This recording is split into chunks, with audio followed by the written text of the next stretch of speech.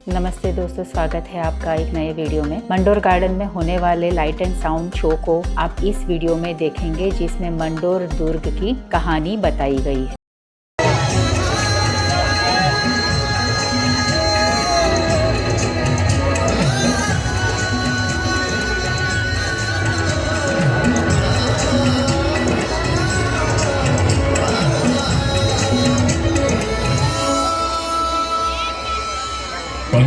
शताब्दी वो अहम समय था जब भविष्य को नया स्वरूप देने वाली शक्तियों का उदय हो रहा था।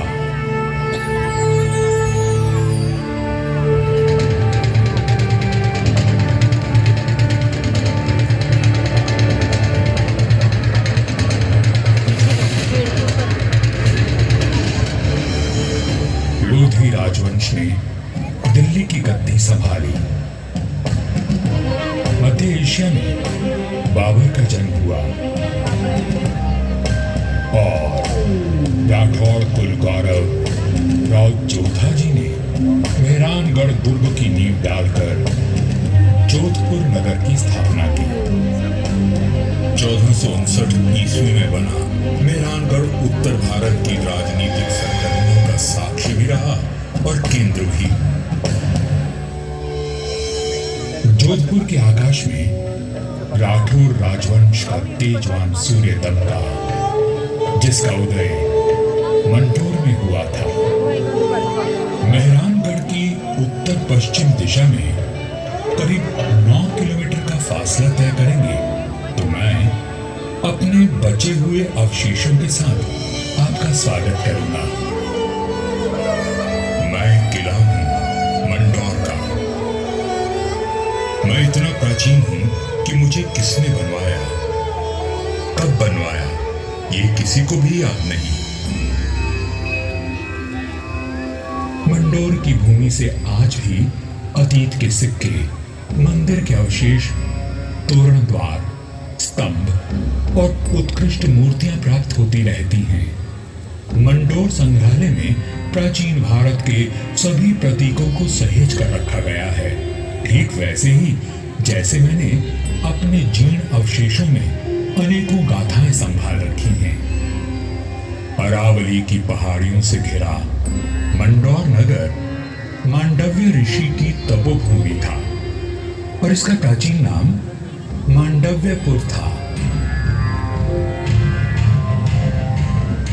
महाभारत काल में यहां नागवंशियों ने राज किया और फिर गुप्त वंश ने इसे अपने बाहुबल से जीता। चौथी व छठी शताब्दी में हुनों का आगमन हुआ तथा परमारों ने इनके वैभव को बढ़ाया। मारवाड़ का विस्तार सबसे अधिक परमारों की समयावधि में हुआ और उस समय मारवाड़ को नवकोटि मारवाड़ भी कहा जाता था। तो 7वीं शताब्दी में प्रतिहारों ने यहाँ अपना साम्राज्य स्थापित किया और यहाँ के वैभव को बढ़ाया। मेरे साथ चलिए उस बीते हुए काल में जब यहाँ तलवारें खड़कती थी, रणभेरी और नगाड़े कंपायमान होते थे, वीर हुंकार भरते थे और रणबांकुरों के जय घोष से आकाश गूंज उठता था।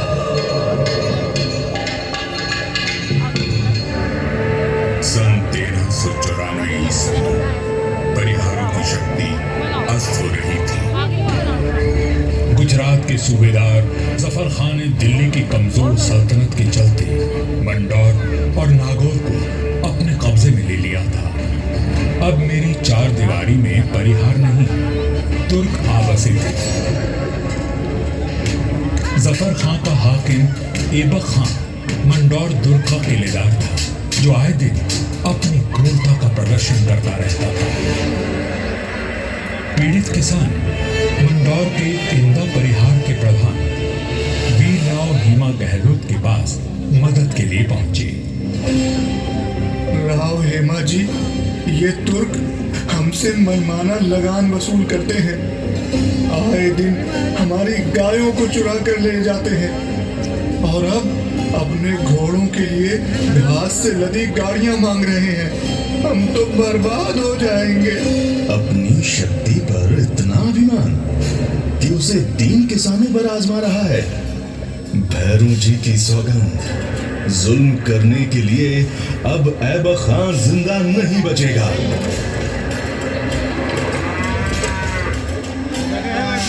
शक्तिशाली शत्रु से लड़ने के लिए बल और बुद्धि से वार करने की योजना बनाई गई।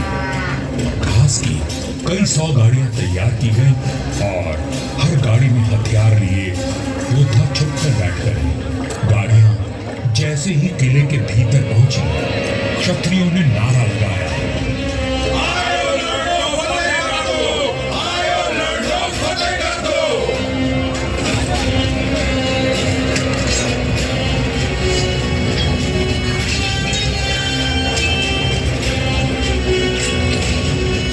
इस अचानक हुए प्रहार से तुर्कों को संभलने का अवसर न मिला।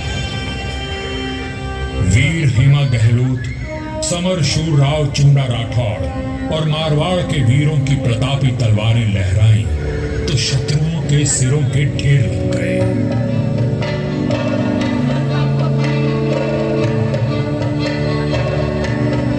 इसी जीत की याद में आज भी मंडौर में राव महोत्सव मनाया जाता है।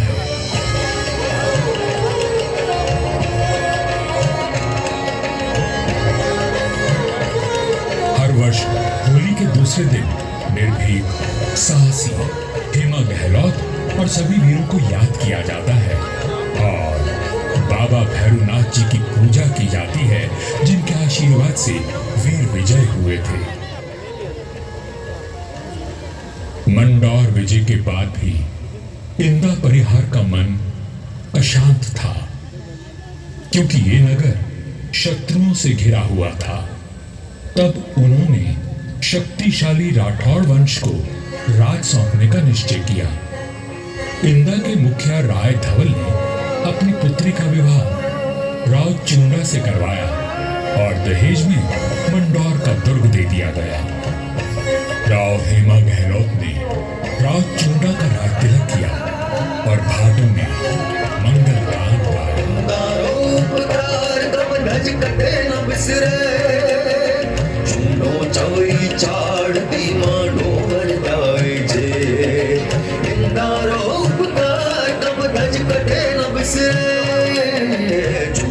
अपने कौशल और सामरिक सूझबूझ का परिचय देते हुए राव चूंडा ने अपने साम्राज्य को बढ़ाया और मंडौर को मारवाड़ की राजधानी बनाया। 1423 में नागौर के युद्ध में राव चूंडा वीर गति को प्राप्त हुए और उनके पुत्र कान्हा के बाद राजदंड राव रणमल ने संभाला।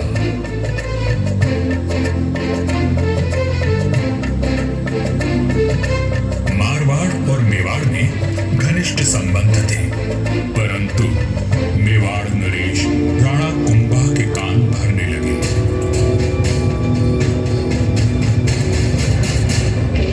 मुझे राव रणमल की नीयत ठीक नहीं लगती राणा। वो आपका राज हड़पना चाहता है। वह सिर्फ एक पक्ष को देखते हैं, दूसरे पक्ष से तो उनका कोई मोह नहीं। एक मधुर संबंध में संशय और अविश्वास का विष घोल दिया गया था।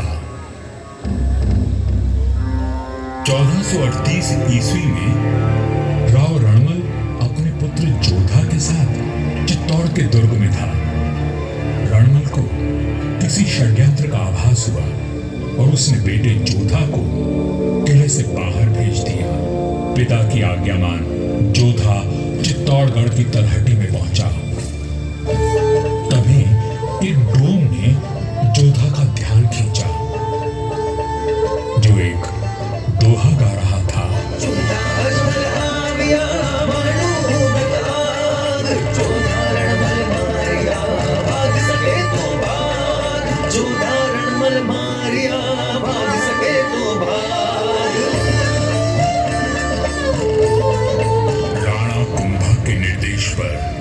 चूंडा ने राव रणमल की हत्या कर दी थी।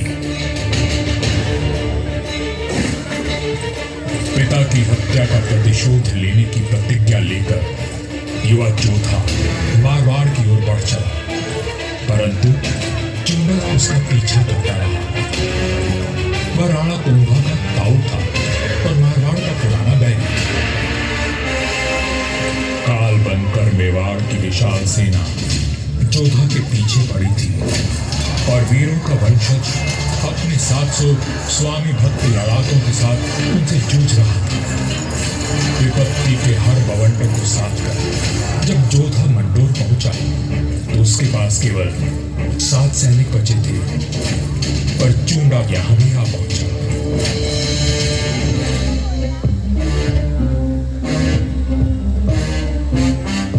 चूंडा बोला, मंडोर किले का कोना कोना छान मारो। रणमल ने मेरे भाई राघव देव को मरवाया था, मैं उसके वंश का नाश कर दूंगा।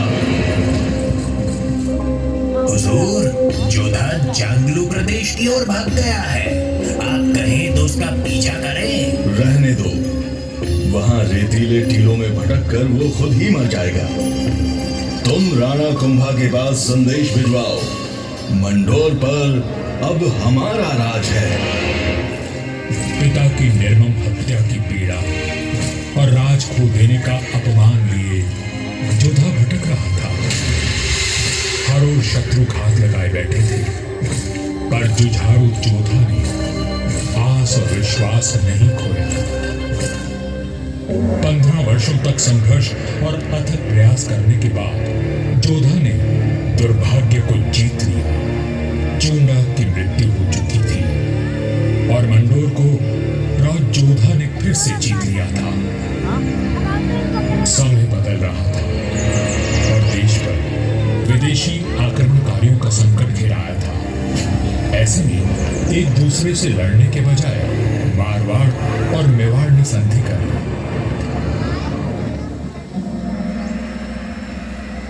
पर दूरदर्शी राव जोधा को कोई चिंता खाई जा रही थी और उस चिंता का कारण मैं यानी मंडोर का दुर्ग था। किस सोच में डूबे हैं राव जी? अपने आसपास देखो, क्या दिखता है? आकाश, जंगल, पहाड़ियां। ये पहाड़ियां ही मेरी चिंता है। कई 100 साल पहले ये काफी ऊंची थी और किले तक पहुंचना कठिन था, पर भारी वर्षा और धूल भरी आंधियों ने इनका कद घटा दिया है। राव जोधा की बात पीड़ादायक परंतु सत्य थी। मैं भी अब बूढ़ा और कमजोर हो चला था, सो मेरा त्याग करके मेहरानगढ़ का निर्माण किया गया और ये सही फैसला था। भारत में जब मुगलों का आगमन हुआ तो राठौड़ राजवंश ने उनसे सीधी टक्कर ली और हार माने बिना संघर्ष करते रहे। इस सब में मेहरानगढ़ ने प्रमुख भूमिका निभाई। जोधपुर का इतिहास प्रेरणादायक वीर गाथाओं से भरा हुआ है।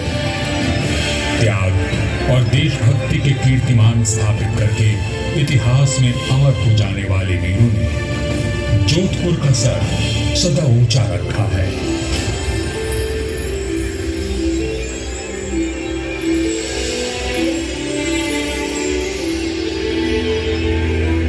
इस धरती पर जन्मे सपूत अपनी भुजाओं में इतना बल रखते थे कि मातृभूमि की रक्षा कर सके। तभी इनकी छत्र छाया में इनकी प्रजा सुखी और समृद्ध हुई। पर यह बात कम ही लोग जानते हैं कि फौलादी सीनों में कोमल भावनाओं का भी वास था। राजधर्म का पालन करने वाले तलवार के धनी इन रणधीरों के मन में नवसृजन और कला के प्रति प्रेम भी बसता था, जिसका प्रमाण आज भी उपस्थित है और इस धरती का सौंदर्य बढ़ाता है। महाराजा अजीत सिंह जी को उनकी सृजनात्मक ऊर्जा और निर्माणों के लिए याद किया जाता है। उन्होंने देवी देवताओं की साल, अजीत पुल, मय पुल और एक खंबा महल बनवाया एवं भेरू बावड़ी और भेरू मंदिर का जीर्णोद्धार करवाया।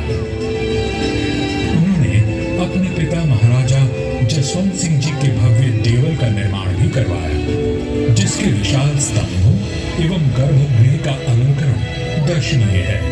सभा मंडल का दृश्य पौराणिक आख्यानों का स्पष्ट दर्शन देता है। प्रस्तरों पर उत्कीर्ण भाव भंगिमाएं शिल्पकला का श्रेष्ठ उदाहरण है।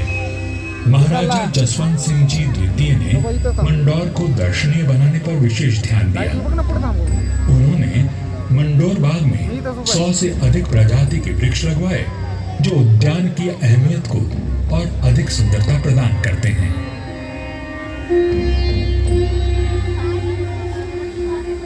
1896 ईस्वी में महाराजा सरदार सिंह जी ने मंडौर के बाग को और संवारा। महाराजा उम्मेद सिंह जी के समय 1923 और 1947 के बीच मंडोर उद्यान को आधुनिक रूप देने हेतु कई कार्य करवाए गए, जैसे नागादरी नहर का जीर्णोद्धार, देवलों व महलों के पास सुंदर बाग विकसित किए गए। इसके साथ ही 4 दीवारी व दोनों मुख्य द्वारों का निर्माण हुआ। मारवाड़ नरेश राव गंगा राठौर जी ने कहा था, नाम तो गीतड़ा या भीतड़ा सूर्यवैर। युगों तक मनुष्य की ख्याति या तो साहित्य सृजन से अथवा बड़े बड़े निर्माण कार्यों से रहती है। राठौड़ राजवंश अपने पराक्रम और निर्माण के लिए अमर रहेगा। मंडौर में स्थित थड़ों एवं देवलों पर बनी अद्भुत मूर्तियां शिल्पकला की नायाब मिसाल है।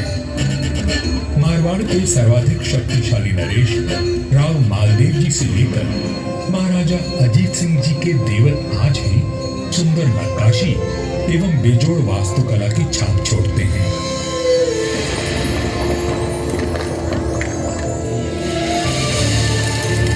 महाराजा अजीत सिंह जी के देवल का निर्माण इनके पुत्र महाराजा आवी सिंह जी ने संवत 1793 में शुरू करवाया, लेकिन इसे पूरा उनके प्रपौत्र महाराजा भीम सिंह जी ने संवत 1856 में किया।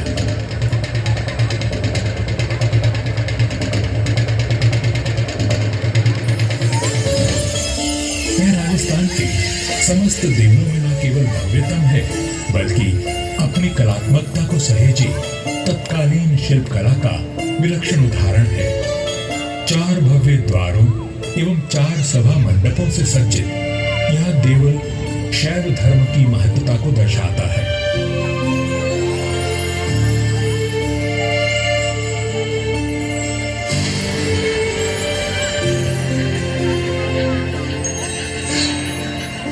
आजादी के पश्चात यहाँ कई विकास कार्य करवाए गए और 1968 में यहाँ के महलों में संग्रहालय की स्थापना की गई। यहाँ जन्मे वीरों और स्वामी भक्तों की मिसाल युगों तक कायम रहेगी। जब वीरपुरी और नाग पंचमी को यहाँ विशाल जनसमूह उमड़ता है, तो आज भी हमारे आत्मीय संबंध जीवंत हो उठते हैं। उनकी आंखों में उमड़े प्रेम और श्रद्धा को देखकर मन भावविभोर उठता है। सदियों के संबंध आज भी अटूट है। मुझे तो समय की आंधी ने नष्ट कर दिया, पर मंडौर के देवों, मंदिर, छतरियों और बाग को संभाल कर रखना इस पीढ़ी का कर्तव्य है।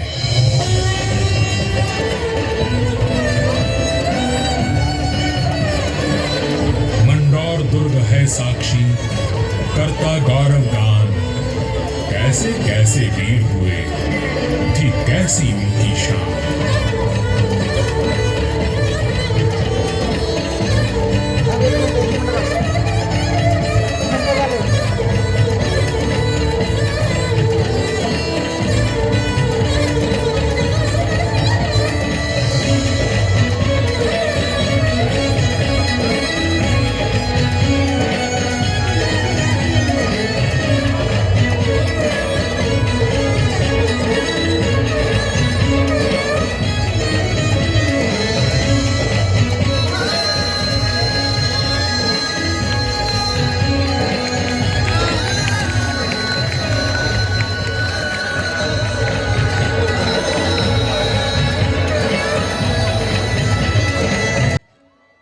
आपको ये वीडियो अच्छा लगा होगा। अच्छा लगा है तो लाइक कर दीजिए, शेयर कर दीजिए, चैनल पे नए हैं तो सब्सक्राइब कर दीजिए। ये वीडियो देखने के लिए धन्यवाद। मिलते हैं एक नए वीडियो में। नमस्ते।